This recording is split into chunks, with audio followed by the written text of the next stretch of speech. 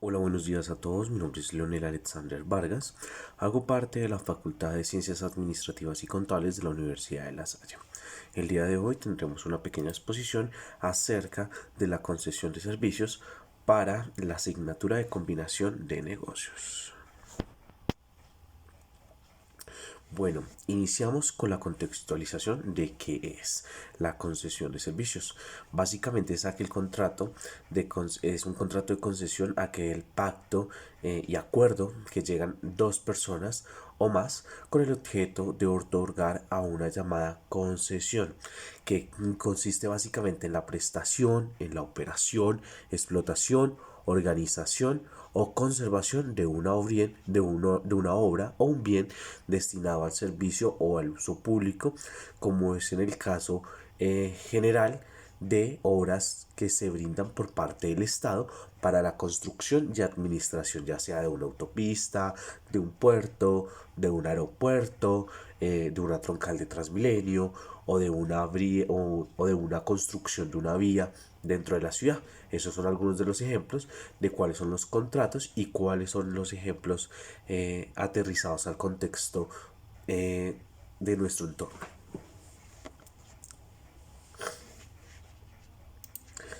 Bueno, ¿cómo se inicia un contrato de concesión?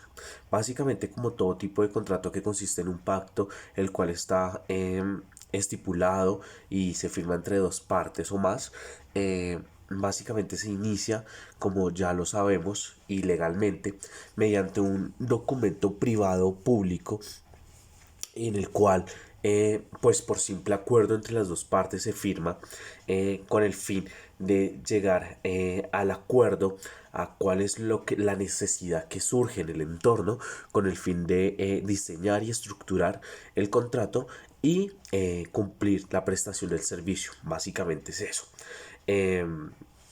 Ya sabemos que este documento pues debe ser escrito y debe ser firmado entre las dos partes con el fin de demostrar los derechos originados de un contrato.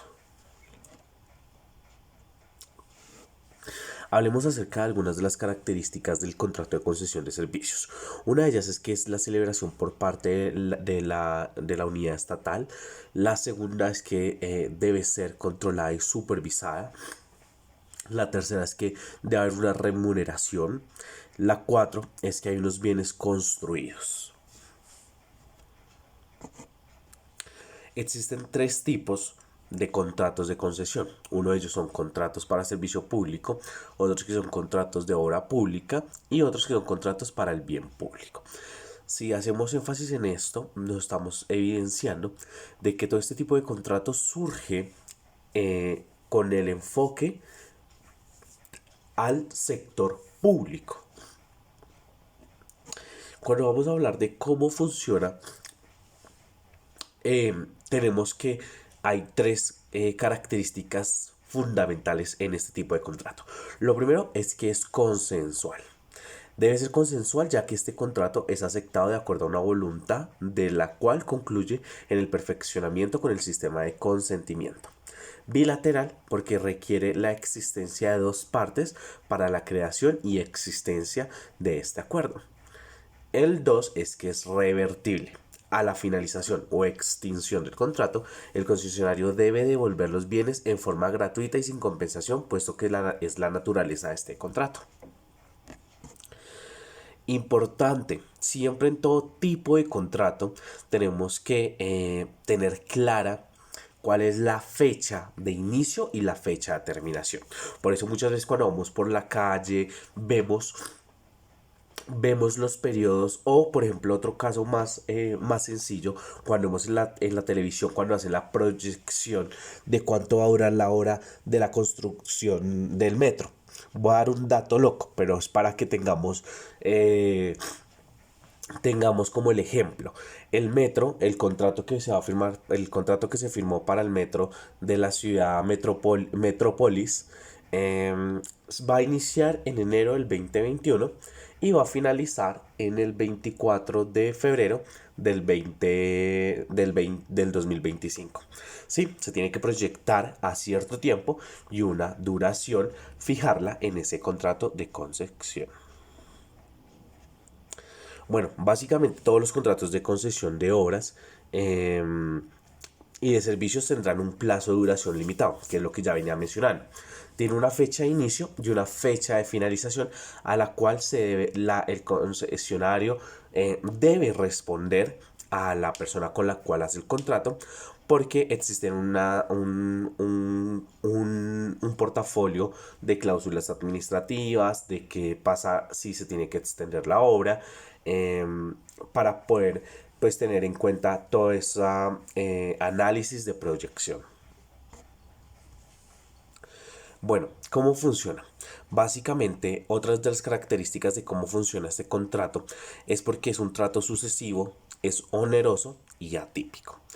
Es atípico porque la legalización colombiana no regula este tipo de contratos en el Código de Comercio ni en el civil, ya que este se rige bajo un principio que se llama el principio de libertad contractual.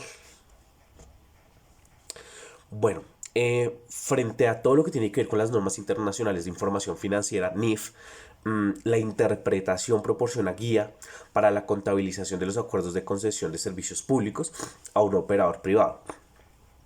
Además de todo ello, esto hace que se conceda controlar o regular los servicios que proporcionará el operador que realiza y se encarga de toda la infraestructura, a quien debe proporcionar el costo, la proyección y las garantías del contrato.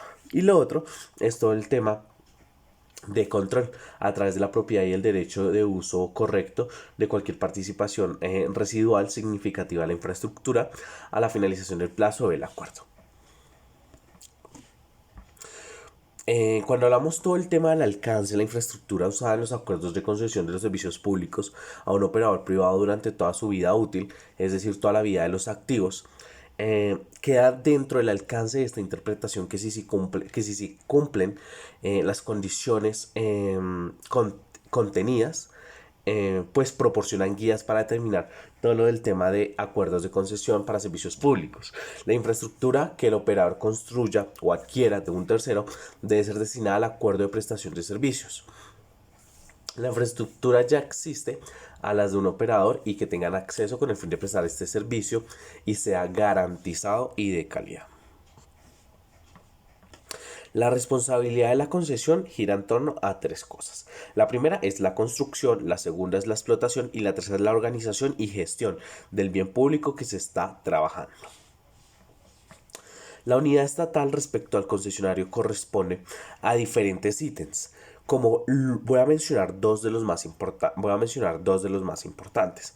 Tenemos uno que es ejercer la vigilancia y el control para la adecuada prestación o funcionamiento de la obra o servicio. Esta se realizará a través de la interventoría y la supervisión del servicio o de la obra.